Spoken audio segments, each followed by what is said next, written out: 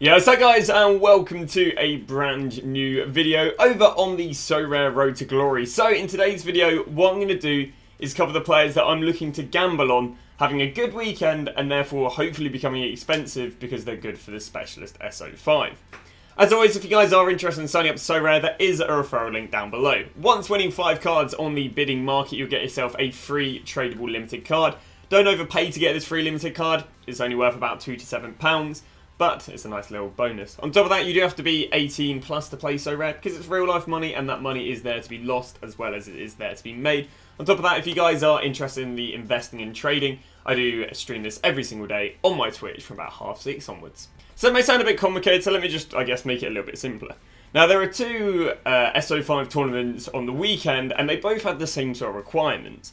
And those requirements are enter using a team with an average score below 40 in the last 15 games, which means you need to obviously use 5 players with an L15 under 40, and then you've got the specialist, and even in this you need to use 2 players with an average of under 40 in the last 15 games. This means that people need to basically use 7 players with an L15 under 40 if they want to play in these 2 tournaments. Now, why do they play in these 2 tournaments? There's 2 reasons. One, these are the cheapest SO5 tournaments to play in because of the low, the low, cap as such. It means that the players are slightly cheaper than obviously entering with crazy Ajax and Feyenoord stacks in the other limited tournaments. On top of that, for the specialist tournament, you can actually win rares and putting in limiteds. There's not many tournaments that you put in one type of card and you get the progressive card.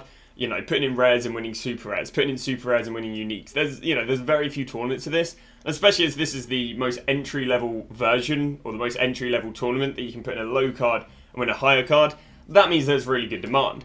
So at the moment, there is demand for 7 players with a L15 under 40. What you're looking for is someone with an L15 under 40, but having a high L5. This basically means that they sucked for the last 2 months, or 2 months prior this month, but for the last month they played really, really well. And how do the players do, you may ask?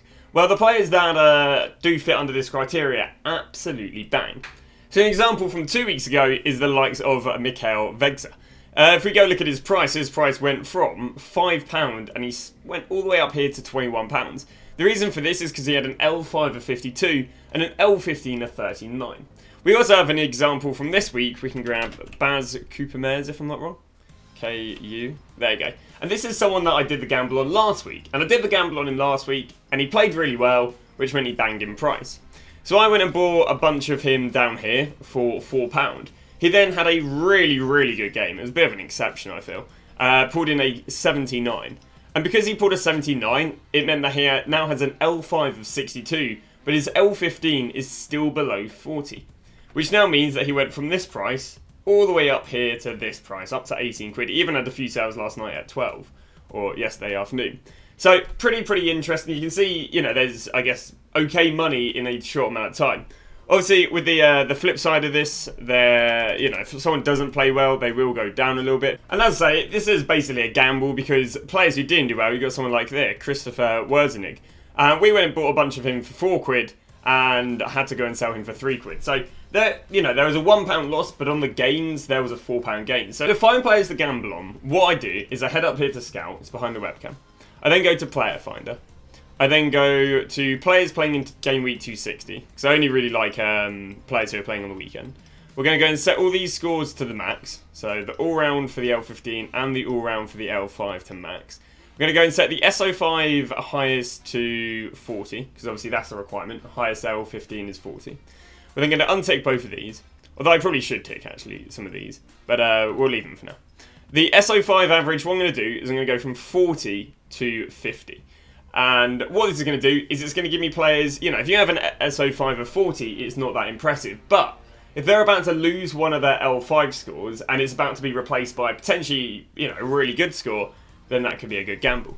So what we're going to do is we're going to go and search this in right here, and it will probably give me... Actually, I might want to go and up it a little bit more, but... Yeah, we're going up it to like 42.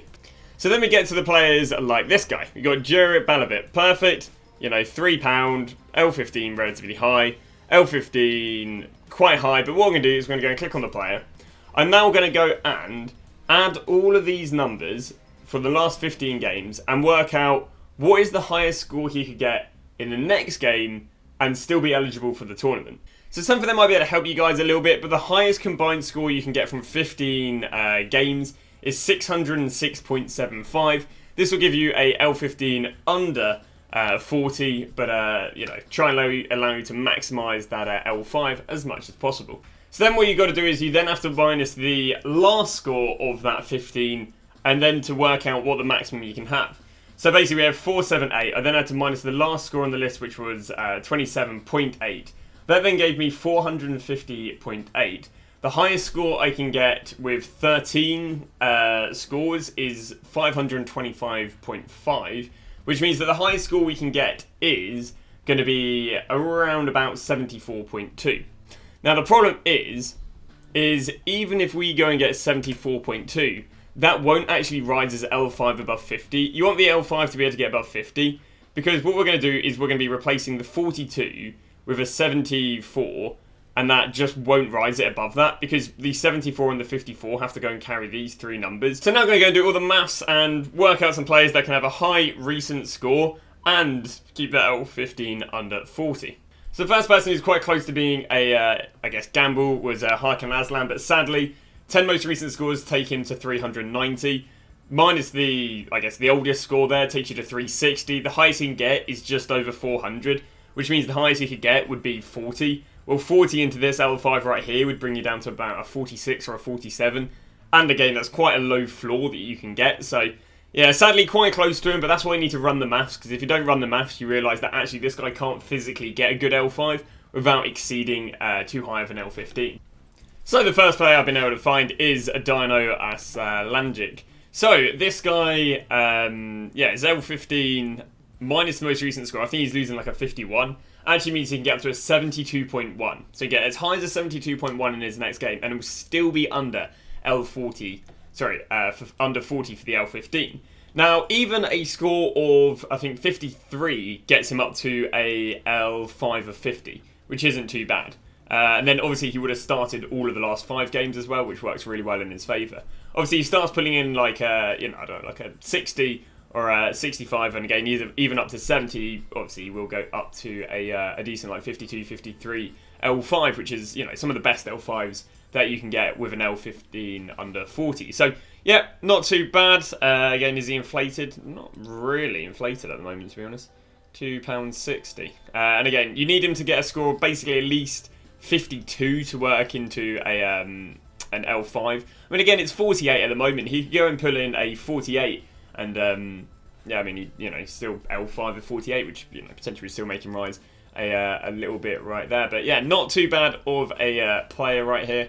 The likes of Dino Aslanjic, the first player that I'll probably be investing in. One I'm probably not going to go for, but there's a slight long shot in it. Basically, this guy can get up to a score of 85.5, which is pretty impressive. The problem is, even with a score of 60, this guy's L5 is still only 49. So this guy, if you were buying him, you'd really be gambling on him getting a 70 or an 80. If he does get a 70 or 80, obviously he's up at 51, 52. But again, to gamble on someone getting a 70, 80, where, I mean, they've only hit, what, 180 in the last... I mean, again, he's more on form than he isn't on form. But yeah, sadly, a lot of research, got a bit excited because I was like, you're getting up to an 85.5, but... You know, again, when you look into it, an 85.5 really doesn't cut the mustard unless he's pulling in a really, really good score. Funny enough, actually, one of my failed investments was actually quite close to being in it. Could get a maximum score of 60. Again, sadly, even with a 55, I think he only gets like 47 or 48. So, yeah, sadly, another player is quite close. I'll be honest, it doesn't really look like... I'm probably about, I don't know, about 80% through the list, and there doesn't seem to be too much this week. And talking about failed investments, this is actually one of the guys you can go into. Again, I don't think it's too amazing, but we've got ourselves Christoph Werzenig back again.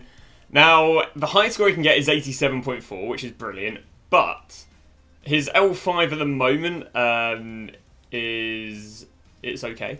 If he pulls in a 55, he'll get a L5 or 50. Obviously, if he pulls in like a 60 or a 70, he'll pull in an L5 of like 52, 53. So this guy's actually, I mean, I'll probably stop panic selling him now, actually, knowing that he's one of the few guys who I can actually gamble on next week. But Again, what is the odds on it of him hitting a 55? He's obviously come off quite a bad game. He actually got subbed off because I was tracking this game because I was investing in him. So, once again, not amazing, but he is another player that can work as he can get a score up to 87. He just needs to pull a 55 to get at least an L5 or 50. And I think we might have found the diamond among the rough, as they say. The reason for this is this guy is actually looking quite crazy. Now, he's about to go and lose this score of 13 in his L5. This guy's L5 is already 45, and he's literally about to go and lose this score, which is perfect. Which means his L5 will be made up of a DMP 75, 35, 58, which already averages out at 56. Which meant if he got a score of 56, he'd have a L5 of 56, and that's just perfect. I mean, I've done the maths actually. This guy could get a L5, or this guy's next game could get 50, and he's still on a 54.5. In fact, this guy's next game could be a 40, and he's still on 52. So, as long as he starts, and as long as he plays, this guy, at the moment, looks to be, looks to be one of the best, I'll be honest with you. So the highest score he can get is a 72.7. I'll be honest, I haven't even done the maths if he gets a 70. Just because, again, as we know, anything above a 56, and he's holding that, he's holding the, because it basically is L3 is 56, because the DMP doesn't count, and that's about to get replaced. So, yeah, definitely looking to be one of the cards I'd want to go more in on. Again, there is the chance he doesn't start. You know, I don't know if he's on rotation, I don't know if he's come back from injury or anything, but yeah, he's only just started as of recently. But which is why his L15 is really good, because you've got that number, that number, that number, that number, that just, you know, absolutely destroys his L15. But there we go. That is not looking too bad, and probably the best player we've found so far. And yeah, the player I'd be most interested in, because again, he could literally have a bad score and he'll still walk out with a nice L5. And another player, quite difficult on this one, but yeah, so this guy can get up to a 98.1, perfect, free range to do whatever he wants, basically. His current what it would be 4 is 45.3 recurring, which means it's quite a hard one, I'm not gonna lie. He needs to get a 62 to get a L5 of 50, and then obviously anything excess of 52 will be very, sorry, anything excess of 62 will be very nice. Now, again, how likely is 62? How did he get that last time? He actually didn't get that off decisives, and he gets quite high all rounds, which is pretty decent. He also plays for one of the better teams in the league, if I'm not wrong. I'm not too sure how good they are, if I'll be completely honest with you. But yeah, not the most favourable outcome, but picking up this guy, and again, if he pulls a 62, he'll get into an L5 of 50, and they'll be pretty decent. I've got a nice little player to look at right here, Joseph Mora. Joseph Mora can get a score up to over 100. I think he's got 120 is what he can get, because he's just had an absolute mare of an L15. DMP two games ago, which literally means his L5 is going to consist of these numbers and whatever number he gets. His current L5, I guess, would be 46.5. I did the maths. All he's got to do is score. Well, I say all. If he gets a 56, he gets up to a L50, and obviously, you know, he can get up to 100. So if he has a blinder of a game, amazing. But yeah, if he pulls in a 56, he gets an L50. Even if he pulls in a 54, he's going to get an L49, L5 of 49, which isn't too bad. So yeah, another player which I, you know, definitely think is on the better side of the players I'd like to gamble on. So another player who actually has a pretty decent L5 at the moment, and that is Judel.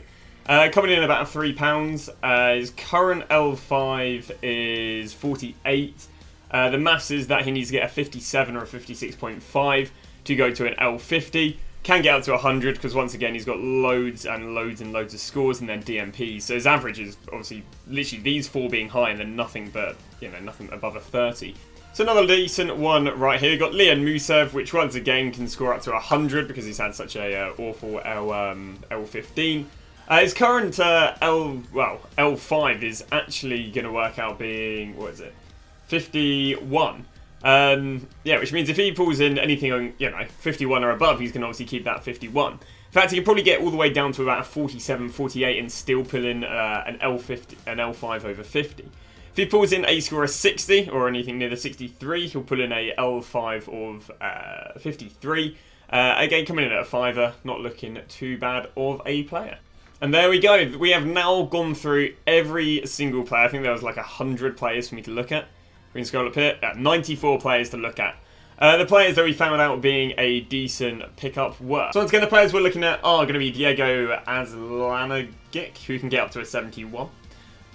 We've then got ourselves Christopher Werzenig, and if we can go and find him right there you go, the highest score he can get is an 87.4. Then go around to the Duarte, who the highest score he can get is a 72.7. We then go to the Spasic, and the highest he can get is a 98.1. And then with Mora, Julud, and Mesev, these guys can all get up to 100. And yeah, not looking too bad. So that has been the players that I'm going to be looking to gamble on during the week. Yeah, not too bad. It was looking a bit rubbish, but you can see we've literally managed to get scout 4 players at the bottom of this page. Obviously, you know, this is gambling. The players could play rubbish and they would rise. The players obviously could play well and they could rise. So it's you know, you got to take it. This is more gambling than investing. I feel I guess it's educated gambling. But yeah, thanks for watching. We'll see you guys tomorrow, where I'll show you the players that I guess I've brought going into brought off the back of the game week we've just had.